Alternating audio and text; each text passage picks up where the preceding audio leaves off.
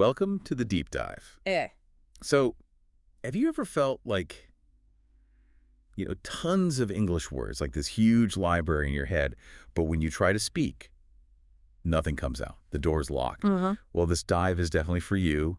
We're really going to focus on that frustrating gap between understanding English and actually, speaking it. It's that awful moment, isn't it? That silence. So many learners say, I feel like being stuck on a treadmill. You're running, putting in the effort, listening, reading, but you feel like you're not getting anywhere with conversation. Right. And that feeling, that lack of progress, it just crushes your confidence, leads to this fear of making mistakes, maybe looking silly. It's a really nasty, vicious cycle. Exactly. That fear and silence loop is what we need to kind of shatter today.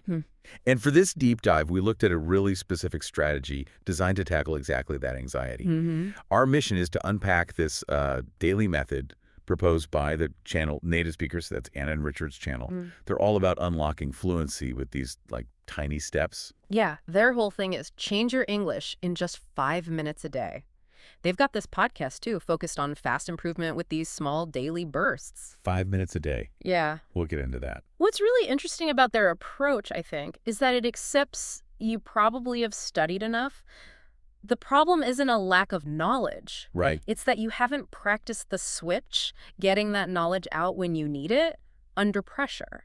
They use this great analogy. It's like you spent ages building this amazing house, walls, roof, everything. That's all your vocabulary, your grammar rules. All the input, yeah. But you're missing the door. You can't actually get in and out easily. No way to use what's inside. And that's exactly where these daily 5-minute challenges come in. They're not trying to stuff more furniture into the house. They're just focused on building that door and then practicing opening and closing it over and over. Yeah. The core idea is really psychological. Consistency beats intensity. Every time. Okay, but I got to push back a little there. Just 5 minutes. Seriously. When someone's been struggling with speaking anxiety for years, 5 minutes feels, well, almost trivial. Can that tiny amount really make a dent? Well, that's the clever part, isn't it? It's all about what psychologists call activation energy. Your brain puts up huge resistance to starting a big, daunting task like study English for an hour. Yeah, I know that feels. Resistance leads to procrastination, right? But 5 minutes, it's so small, it kind of slips past the resistance. It feels doable, almost too easy not to do. Okay. So you trick your brain, make it think it's just a tiny task, but doing it daily builds the habit. Precisely. Think about exercise, like you said earlier. Running for just 5 minutes every single day. That builds a real habit, slow, steady progress. Trying to force a 2-hour gym session once a month, that often just leads to burnout. Right. These little daily wins, they stack up. Each time you complete the 5 minutes, it's a small victory. That's what builds real confidence, piece by piece. Like putting together a giant puzzle, one tiny piece at a time. Okay, I'm starting to see it. Let's break down these 5 tasks then. Challenge number 1. The daily tune-up. Pronunciation practice. Yeah, and this is foundational, absolutely critical, because if people don't understand you, even if your grammar's perfect, your anxiety just shoots up. Totally. So this challenge is all about making sure you're understood clearly. That directly lowers the fear factor. So what are the actual steps? We can't just make random sounds for 5 minutes, can we? No, it's very focused. They say you need to find your own, troublesome trio of sounds, the ones that always trick you up. For lots of speakers, that's maybe the sound. Oh, yeah, that too. Or distinguishing short and long vowels like ship and sheep.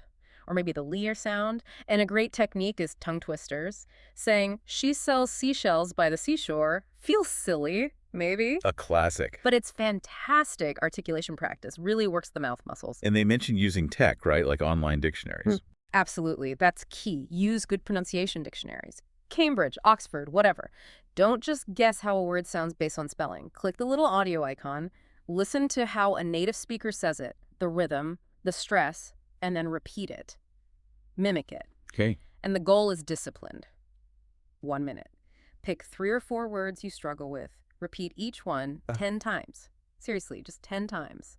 Do that daily. That's 35 minutes of focused pronunciation work a week, nearly 2.5 hours a month. It adds up without you even noticing. Okay, that cumulative effect makes sense. Yeah. So once our sounds are getting clearer, where do we apply them? That leads to challenge 2, vocabulary expansion, but done smartly. Right. Not just random words. The goal is 5 new words daily, but crucially related to something you actually care about, your interests, your job.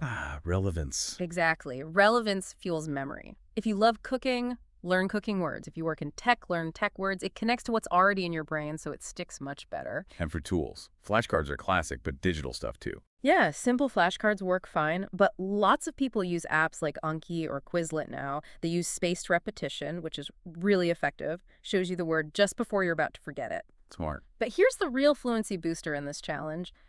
Don't just memorize the definition. Like, okay, you learn the word ubiquitous, great, but that's not enough. Right. You have to immediately use it in a sentence you create yourself. Something like, smartphones are ubiquitous these days. That forces your brain to figure out the grammar, how it actually fits into a real thought. Okay, so it's about usage, not just definition, and tracking this. Super simple. Grab a notebook or use a notes app, date it. List your 5 words, write 1 sentence for each. Done. 5 minutes max. It reinforces it, and you see your progress building up. Right. Tangible proof. Yeah. Okay, so we've got clearer sounds, relevant words used in context.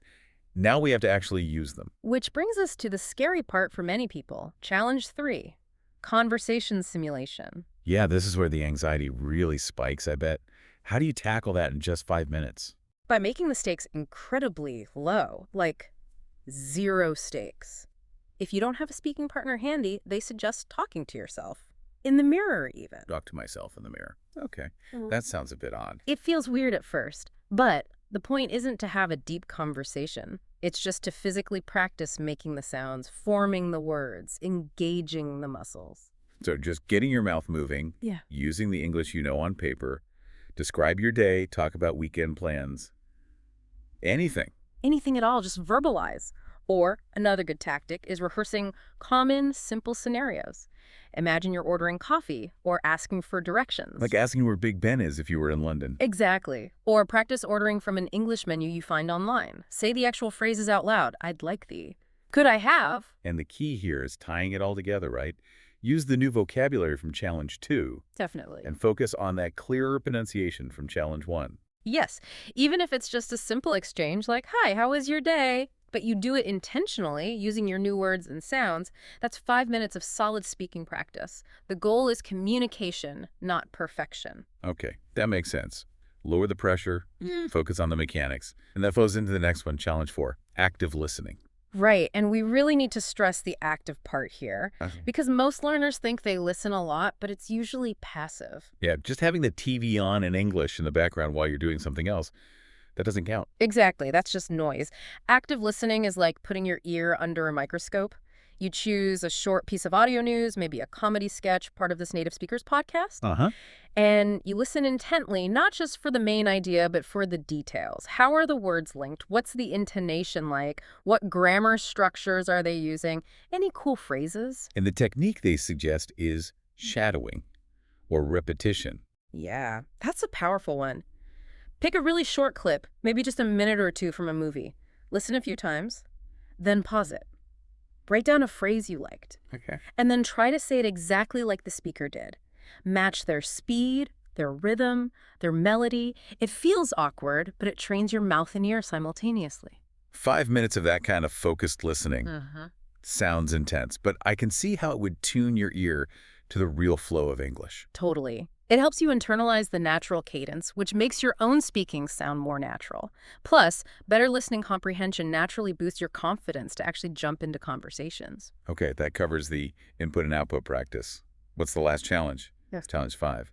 Reflection and review. They call this the magic step. They do, and I think rightly so. Because without reflection, you can stay on that treadmill forever, feeling busy but not actually knowing if you're moving forward or just spinning your wheels. Yeah. We learn so much more when we actually stop and think about what we just did. How did it go? What was hard? What was easy?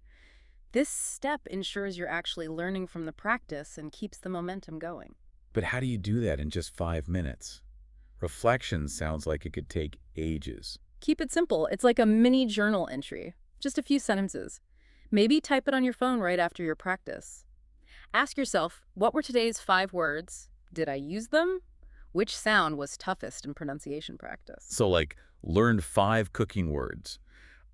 Conversation practice felt awkward, kept pausing, still struggling with the sound, something like that. Exactly like that. Quick, honest feedback to yourself. And this self-feedback then leads to setting goals. Precisely. You quickly review your vocab list, maybe do a tongue twister again, and then crucially, you set one tiny specific goal for the next day or week. Not just speak better English. No, way too vague, something concrete like, tomorrow I will use 2 of my new adjectives in my mirror talk. Or, this week I will learn 5 irregular verbs and use them in sentences. It turns you from just a learner into your own coach. Ah, I see. It creates this feedback loop. You practice, you reflect on how it went, you plan a tiny improvement, then you practice again with that focus. Yes, and that kills that demoralizing feeling of, am I even getting better?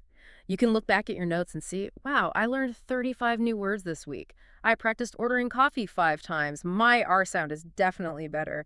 That tangible evidence is huge for motivation. So summing it all up, these 5 challenges, done consistently for just 5 minutes each, they really target all the key areas, don't they? Pronunciation, vocab, speaking practice, listening, and that crucial self-correction loop. They do. It's a really holistic approach squeezed into a manageable time frame. It tackles the core barriers to fluency without needing huge blocks of time. And it all comes back to that idea of small victories building big confidence.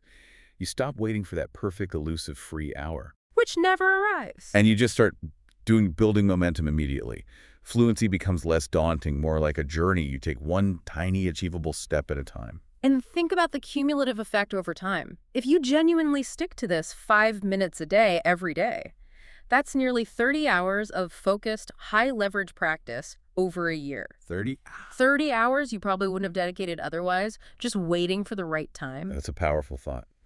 Which leads us to our final provocative question for you listening. If this principle of tiny, daily, consistent effort, just 5 minutes, can add up to almost 30 hours of focused language practice in a year, what other big goals in your life, professional or personal, could you tackle using this exact same 5-minute discipline? What's the real hidden cost of always waiting for that free hour compared to the benefit of just finding 5 minutes right now to start building your own door?